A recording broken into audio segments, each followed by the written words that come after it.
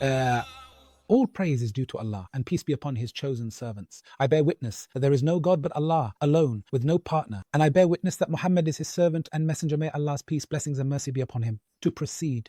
By the grace of Allah, we are still continuing our blessed and virtuous series, which is titled The Tolerance of Islam.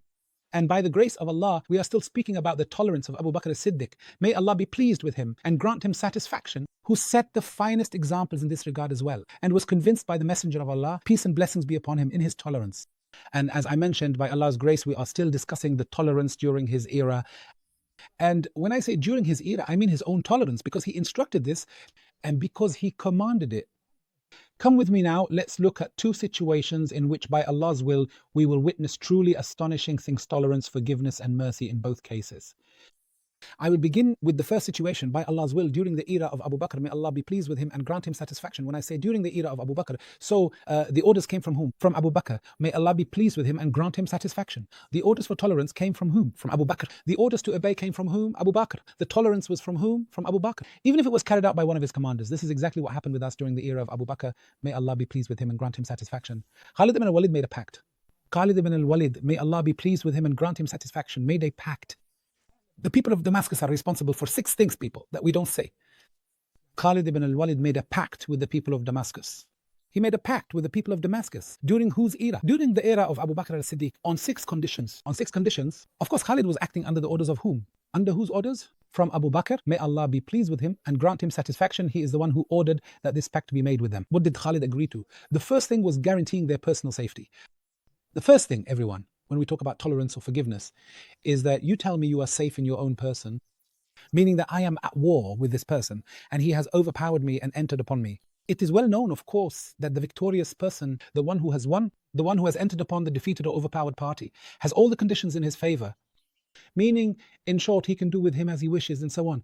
But we did not see that the punishment should be of the same kind as the actions of those people. Rather, we saw forgiveness and pardon from the Muslims, but with certain boundaries, as tolerance should not be misunderstood in another sense. No, it was within boundaries, so tolerance was shown in its highest form. The first thing was to guarantee their safety, so that people would feel reassured. He would put their minds at ease about their own security. He would tell them, people, it's true that we have defeated them, we have prevailed over you. By God's will, we have entered this place, but we guarantee your safety, and the safety of your women and your children. You are guaranteed safety in this regard, and this is the greatest blessing. The blessing of safety is one of the greatest blessings. Among the greatest blessings are sustenance and food. That's why God bestowed upon Quraysh, who fed them against hunger and secured them from fear. Who fed them against hunger and secured them from fear. Pay very close attention to this. And that's why the first thing he told them was to guarantee their safety. Second, regarding their wealth, did you guarantee my safety or theirs? Their own safety and that of their spouses and children. All right, that's clear here. Now, as for wealth, because a person cannot live without money, nor can they engage in the necessary exchanges of daily life, and without it, they become helpless and dependent and so on. He also guaranteed the safety of their wealth.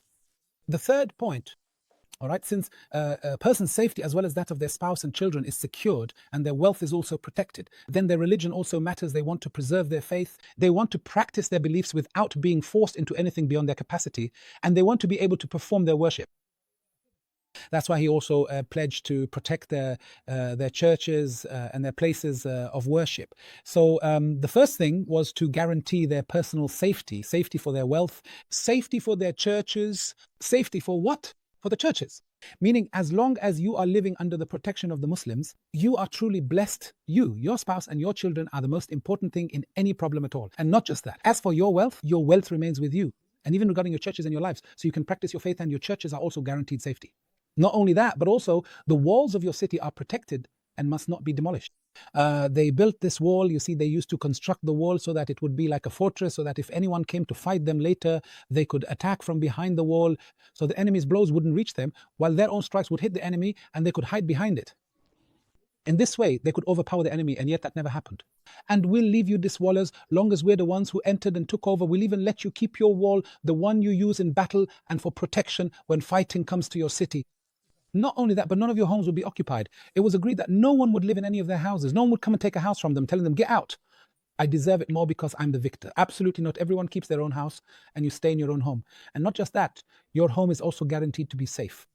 And not only that, no Muslim is allowed to harm them in any way except with kindness. No Muslim is allowed to harm them in any way except with kindness. No one can impose a levy or a tax on them saying, you owe this or that, or demand that they give up their orchard or property, that you give me your garden or your house or even half your home. No, never, absolutely not. They are only to be treated with kindness. No one is to insult their beliefs or speak ill of their faith in any way, never, under any circumstances. They are only to be treated with kindness. All right, that's the first situation. Now, let's move on to the second one. Come with me, this involves the reconciliation of Amr ibn al-As. When I mention Amr ibn al-As, may God be pleased with him and grant him satisfaction. It's well known that the conquest of this city we live in now happened at his hands by God's will. So may God be pleased with him and reward him on our behalf for bringing Islam to us. Take care of Amr ibn al-As, the governor of Alexandria, Saleh, ruler of Alexandria. On what basis, everyone? On the basis that he would pay the jizya and that the prisoners would be given the choice between embracing Islam or remaining on their own religion. Look, everyone, you are given a choice. There is no compulsion in religion. Do you want to enter Islam or do you prefer to stay as you are? Islam is the truth. What do you want? So whoever chose to remain on their religion stayed on their religion, and whoever chose to enter Islam entered Islam. And pay attention. When Amr ibn al-As came during the conquest of Egypt, everyone, of course, Alexandria was part of the conquest of Egypt when he came. He was coming from the Levant and entered through Sinai and so on. He came with 40 fighters. Why? Because he knew very well that the people of Egypt wanted these men, wanted them, and wanted the light of Islam. That's why he brought 40 men to fight, not to fight the Egyptians. Egypt was under Roman Byzantine occupation. It was under occupation. Just the number of Byzantine Romans in Alexandria alone was 50 fighters. Imagine how many there were in Bilbais, in Ain Shams, and in other places. If I were to count them all for you, I would never finish. And in the rest of the places in Old Cairo and so on. Huge numbers. As for the Egyptians, they were their supporters. They were allies of the Muslims in the conquest of Egypt. And I have proven this to you both historically and religiously in a previous episode. And when I talk about tolerance, I say that when Amr ibn al-As came to Egypt, he did not harm a single Egyptian. On the contrary, there was unanimous tolerance toward the people of Egypt, whether they were pagans, Christians, or even those who embraced Islam. Of course, even though someone had embraced Islam and was proud of his faith, tolerance was extended to every this one, that one, and the other. And I say that all of this is a reflection of the tolerance of Islam. Until I meet you all again in a future episode, I say to everyone, peace be upon you, and the mercy and blessings of Allah